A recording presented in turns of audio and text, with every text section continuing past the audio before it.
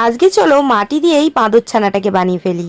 বাঁদর ছানাটাকে হালকা করার জন্য প্রথমেই একটা কাগজ মুড়ে নিয়ে সেটার উপরে মাটি লেপে বাঁদরের বডি বানিয়ে নিয়েছি। এবার মাটির লম্বা বানিয়ে বাঁদর ছানার পা দুটোকে আটকে দিতে হবে। এই বাঁদর ছানাটাকে দেখে আমার ছোটা ভীমের জাগ্গুর কথা মনে পড়ে গেল, তাই জন্য এর নাম আমি জাগ্গু দিলাম।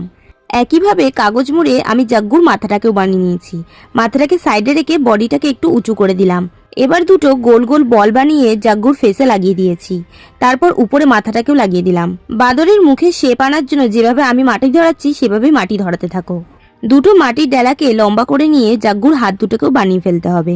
জাগ্গুকে রং করার পর কেরাম দেখতে রাখবে সেটা দেখার জন্য চ্যানেলটাকে সাবস্ক্রাইব করে রাখো।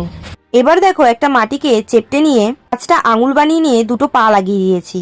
বাঁদরের মুখে শেপ আনার জন্য যেভাবে আমি মাটি লাগাচ্ছি সেভাবেই এবার মাটি লাগাতে থাকো। বাঁদর ছানাটাকে কিরম দেখতে হয়েছে কমেন্ট করে জানাতে কিন্তু ভুলো না।